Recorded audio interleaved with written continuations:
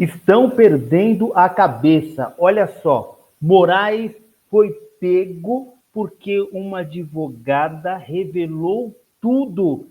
Sumiço de processo no STF, é isso mesmo? Eu achei esse vídeo aqui, gente, eu quero compartilhar com vocês, porque aqui eu trago a informação.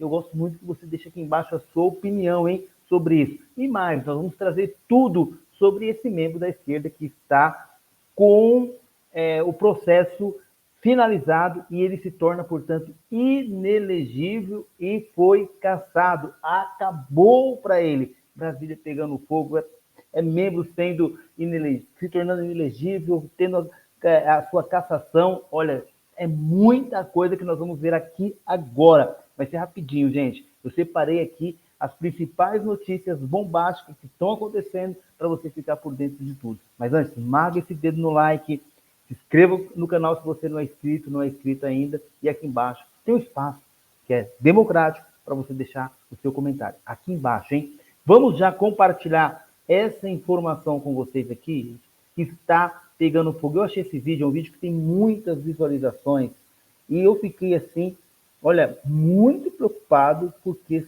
são declarações muito fortes, muito fortes. Olha só, eu não conseguia encontrar o nome dessa advogada, mas olha o que ela traz para a gente aqui, gente. Uma reviravolta surpreendente.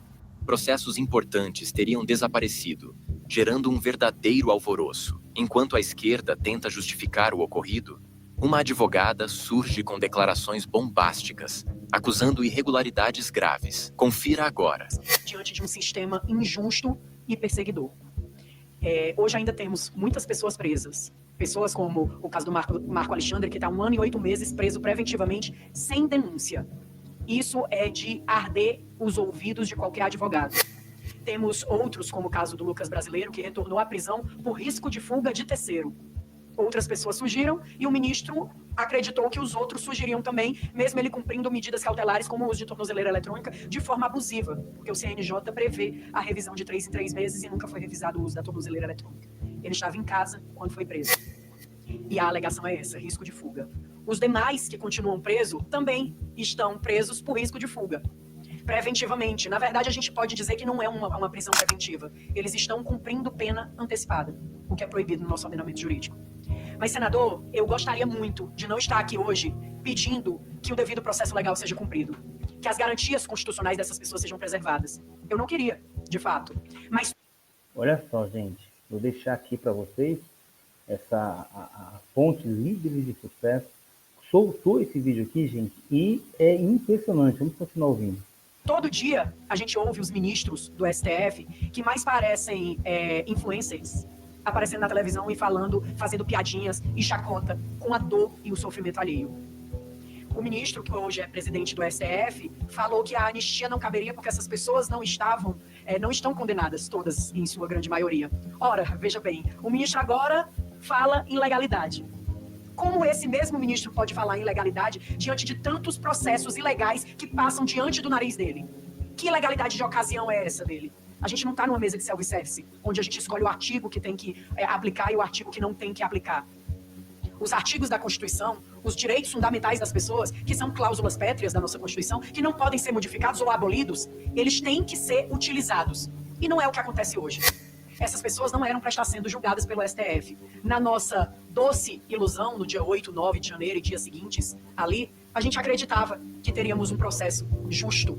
A gente acreditava que essas pessoas que iriam passar pela audiência de custódia iriam ser liberadas porque aquela prisão era completamente ilegal. As pessoas que estavam aqui dentro do Senado, a casa que menos sofreu dano no seu plenário, todas as pessoas que foram presas dentro do Senado estavam dentro do plenário. E ficaram dentro do plenário porque a polícia aqui disse que era o lugar mais seguro. Mas, na verdade, eles estavam sendo feitos reféns até receberem ordens superiores de prenderem essas pessoas. Alguns deles nunca saíram da prisão, continuam presos. E como o caso do Marco Alexandre, que sofreu um problema de saúde, que teve que ser levado para outro local, tivemos o Claudinei, que hoje está em Minas Gerais, foi recambiado para lá. Temos hoje o pastor Jorge, senhor pastor Shalom, conhecido na prisão, que está com um caso grave de cardiopatia que ele não tinha. Hoje ele tem um sopro cardíaco de 6, nível 6, que é o último nível. Uma bomba relógio. E com todos os estudos e doutrinas médicas, ele é meu cliente, senador, eu coloquei no processo dele um pedido de prisão humanitária para tratamento de saúde. E a PGR, que outrora tinha aceitado a soltura dele, mas que o ministro não soltou porque ele tinha um nome igual de um criminoso. Esse caso é bastante conhecido dos senhores. O nome dele é igual de um criminoso falecido já há muito tempo. E a PGR já tinha deferido a soltura dele, se manifestado pela soltura, e o ministro deixou preso por conta desse homônimo. Hoje ele padece de um problema no coração e a mesma PGR se manifestou que ele passasse por uma junta médica. Não sabemos se ele irá passar pela junta médica essa semana ou se mesmo ele irá aguentar passar pela essa junta médica. Mas estão brincando com a vida alheia, com a vida das famílias que estão aqui fora sofrendo. E se fosse o pai de vocês, como é que seria? É muito bonita a história do golpe, da tentativa de golpe de Estado. Até daria uma série bonita do Netflix ou de algum canal de streaming. A história do Homem-Bomba, que usava fogos de artifício, parece que a gente está diante de um festival folclórico. Um golpe sem armas, pessoas sem poder de dar o golpe, ninguém para assumir aquele poder quando o golpe fosse dado, pessoas que esperaram a polícia chegar, grandes criminosos que esperam a polícia chegar. Diferente daqueles que essa justiça, que se diz justiça, não foi capaz de ir atrás, que foram os que escalaram os prédios do Congresso. Só temos uma pessoa presa que a gente tem imagens de fato, que é aquele rapaz do relógio, que por sinal a Polícia Federal colocou as imagens, eu até agradeço por isso, depois de mais de um ano, colocou as imagens, e aquele cidadão lá, ele passa por todas as casas. 2 minutos depois dos manifestantes chegarem na frente do Congresso, aquele cidadão já estava dentro da sala das lideranças, tocando fogo na sala das lideranças. E eu questiono a quem não conhece e quem está assistindo em casa, que não conhece o Congresso. Alguém de vocês sabe onde é a sala da liderança aqui no Congresso? Porque ela não é exposta para todo mundo. Então só sabe quem conhece. O que é que esse homem, 2 minutos depois, estava fazendo lá tocando fogo? Sozinho. Posteriormente, ele estava na Praça dos Três Poderes, jogando pedra na polícia. Depois, ele estava dentro do Palácio do Planalto, derrubando o relógio. O mesmo homem. Um homem foi capaz de danificar a Praça dos Três Poderes. Ele está preso, mas também justifica uma condenação de 17 anos. Quebrar a vidraça é tentativa de golpe de Estado? Se for, eu desconheço tudo que eu estudei sobre golpe, sobre os golpes que foram dados nesse país. Talvez um dia a gente tenha o prazer de ouvir essa história sendo contada de forma diferente. Porque, na realidade, o golpe quem levou fomos nós. Porque hoje, eu disse até em outra oportunidade aqui, senador, quando a gente tem... O golpe de Estado é muito simples. Um poder ele se sobrepõe a todos os outros e alguém usurpa daquele poder legitimamente eleito, como o ministro Alexandre de Moraes adora colocar nas peças dele. Um governo democraticamente eleito pela população. Mas o ministro Alexandre de Moraes não diz que ele que está usurpando esse poder. Porque ele pega tudo que é votado dentro dessas duas casas, dentro do Senado e dentro da Câmara. E eles lá no STF, em uma decisão, em uma canetada, derrubam o que foi votado. Derruba praticamente o parlamento. Isso sim é golpe de Estado. Mas ninguém fala nada. Por quê? Porque em sua maioria estão sendo favorecidos. Os únicos que falam são os opositores que estão sofrendo na pele a perseguição. Falaram tanto do governo passado, que era perseguidor, que era isso, que era aquilo, mas como o próprio senador Flávio falou em outra ocasião, me apresente pelo menos uma portaria que o presidente Bolsonaro tenha feito cerceando o direito de alguém. Me apresente um ministro do Supremo que prendeu uma pessoa sem o devido processo legal. Me apresente a imprensa acusando pessoas de terrorismo quando era um crime que nem característica tem para terrorismo. Essas pessoas, elas hoje levam uma mancha nos seus nomes. Pessoas, inclusive, que tiveram fotos postadas pela grande mídia. Homens e mulheres honradas que tiveram fotos em jornais como terroristas. Em uma página esquematizada por esse controle, onde a página dizia contra-golpe e trazia a foto das pessoas que se manifestavam. A manifestação, ela quando é de forma pacífica, ela é permitida pela nossa Constituição. Mas eu retorno ao meu início.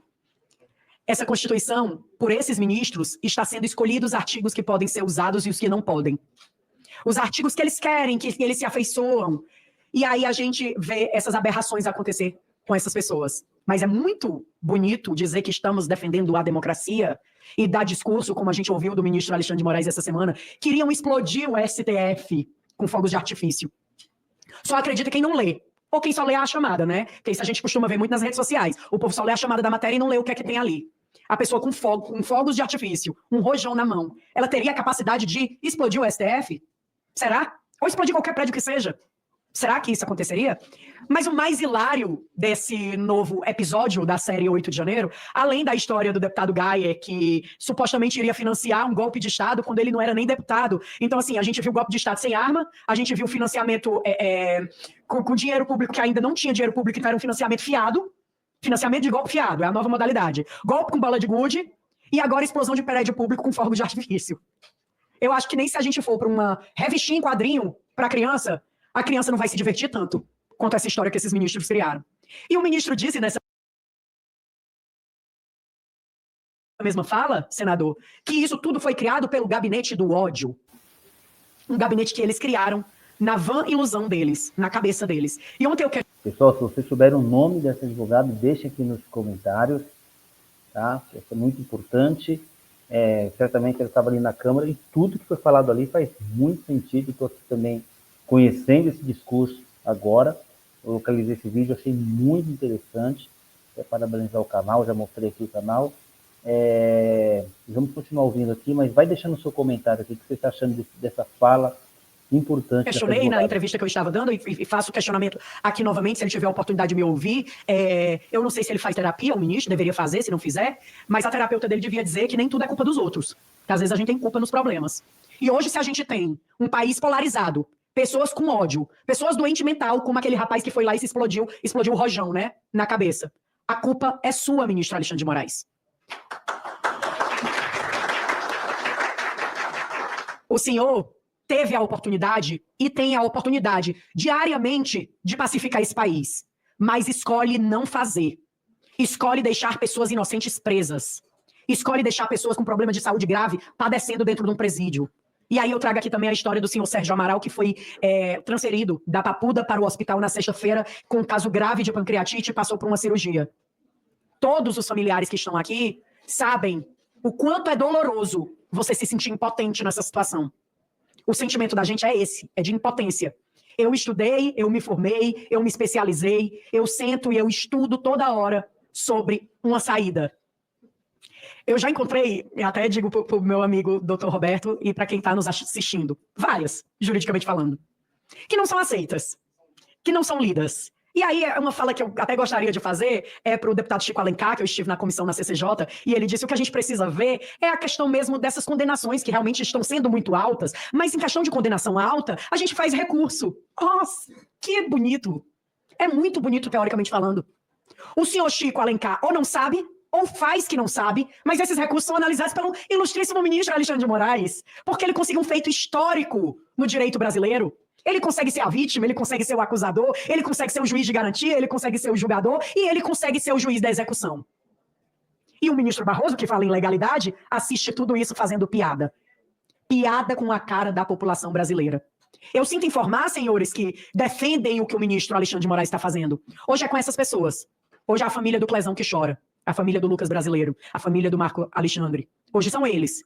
Amanhã são pessoas que vocês não vão conseguir alcançar porque são tão pobres, e vocês dizem que defendem os pobres, que não vão ter direito nem de contratar um advogado, que não vai poder nem ser ouvido por um juiz, porque quem manda sou eu, o juiz vai dizer, da mesma forma que está dizendo com essas pessoas.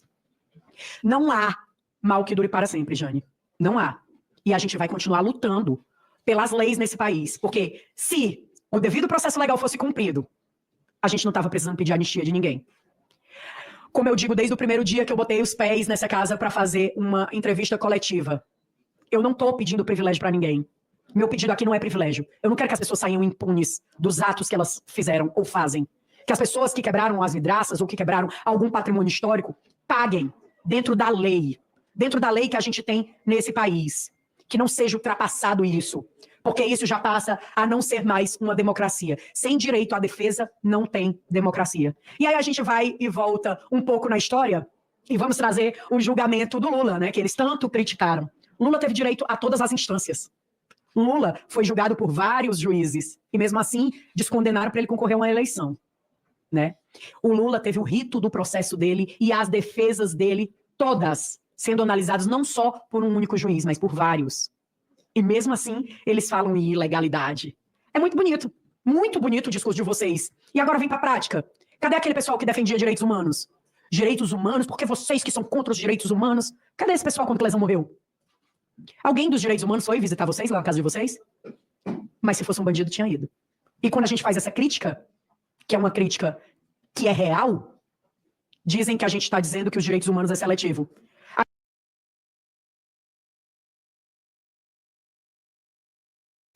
Olha só, essa fala importantíssima Nós vamos continuar aqui investigando. Agora vamos ver essa questão da inelegibilidade, né? Essa pessoa importante também, cassado, não pode mais atuar, não pode mais...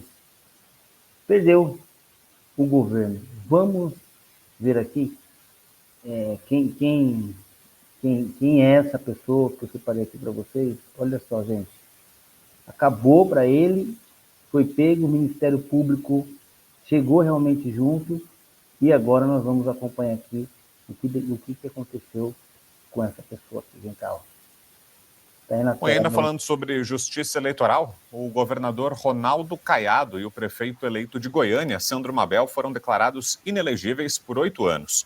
A decisão é da juíza Maria Umbelina Zorzetti, da primeira zona eleitoral de Goiânia, que acatou uma ação movida pela chapa adversária na corrida municipal da capital goiana, do então candidato Fred Rodrigues, do PL. Ambos foram condenados, Caiado e Mabel, por abuso de poder político. Caberá à vice Cláudia Lira o pagamento de uma multa. Para a magistrada, o uso do Palácio das Esmeraldas, sede do governo, em eventos de apoio à candidatura de Mabel logo após o primeiro turno das eleições municipais, justifica a decisão. Em nota, a defesa de Sandro Mabel informou que vai entrar com recurso. Aos eleitores da chapa vencedora das eleições em Goiânia, o corpo jurídico do prefeito eleito e da vice manda um recado. Nada vai atrapalhar a diplomação em 19 de dezembro e a posse em 1º de janeiro de 2025. Volto aqui com a Marina Helena e com o Jorge Serrão, que nos dizem dessa decisão. O que te parece, hein, Serrão? A coisa está feia, hein? Na próxima eleição, não pode votar no Bolsonaro, agora não vai poder votar no Caiado. Em quem mais que não vai poder ser candidato? Porque vai ficar inelegível. Justiça eleitoral, caramba, está exagerada demais a sua atuação. Em campanha não se pode fazer nada. Nós não temos mais liberdade para fazer campanha. Por quê? Porque as campanhas eleitorais têm sido feitas através de resoluções que são aprovadas pelo Tribunal Superior Eleitoral e não por um código eleitoral que garanta a liberdade de expressão e a segurança da própria eleição. Agora, o Brasil é tão ruim, mas tão ruim nesse aspecto, que ele ainda consegue piorar as coisas. A gente tem em gestação no Congresso Nacional um projeto de código eleitoral que é o lixo do lixo autoritário. Ele prevê multa, até enquadramento no Código Penal para quem cometer o que eles considerarem lá crime eleitoral. Então, o que está ruim hoje ainda pode ficar muito pior. O nosso legislador está brincando, ele perdeu a noção completa do que tem que ser a liberdade, do que tem que ser o Estado de Direito. O Brasil está se deixando mergulhar por incompetência completa da classe política numa tirania ou quase numa ditadura explícita. A coisa está ficando insustentável. A gente precisa retomar o Estado de Direito. Imagina, você não tem... Já tem 2 candidatos potencialmente barrados à presidência na próxima eleição, pode ter um terceiro. União Brasil está na dúvida se vem de Caiado, se vem de Pablo Marçal, daqui a pouco vão preparar também a inelegibilidade do Pablo Marçal, se ele ameaçar vier candidato, e qualquer um que vier candidato não vai poder ser candidato. Então, só quem vai poder ser candidato à reeleição é o presidente Lula? É isso, produção? Tá feia a coisa. Ô Marina, o que me chama a atenção nesse caso é que a ação para inelegibilidade do Caiado foi movida pelo PL, né? Pela chapa do Fred Rodrigues, foi o candidato que enfrentou o Sandro Mabel no segundo turno em Goiânia, mas a acusação é muito semelhante a uma que o próprio Jair Bolsonaro, grande líder do partido, ex-presidente, enfrentou, que é de suposto uso político das instalações da residência oficial. Bolsonaro fazia as lives do Palácio da Alvorada e aí enfrentou ações, inclusive, no Tribunal Superior Eleitoral, e agora é a mesma acusação que o PL usa contra o Caiado por uso do Palácio das Esmeraldas, a sede do governo goiano. Qual a sua análise desse caso, hein, Marina? No mínimo faltou coerência, né, Brown? É isso aí, você tem uma reclamação ali. E outra coisa, olha o tipo de coisa que a gente está discutindo para tornar um prefeito eleito inelegível, gente. Isso é um absurdo. E é isso aí que o Serrão falou. A gente hoje em dia tem uma justiça eleitoral que está praticando verdadeiros absurdos. A gente tem cassação aí de mandatos, próprio colega, né, o Deltan, que foi cassado, calando a voz aí de milhares de votos. Agora, essa tentativa, eu vejo que ainda eles vão recorrer, obviamente, para o TSE, para o STF. Eu tenho dúvidas, sinceramente, de que essa decisão será mantida.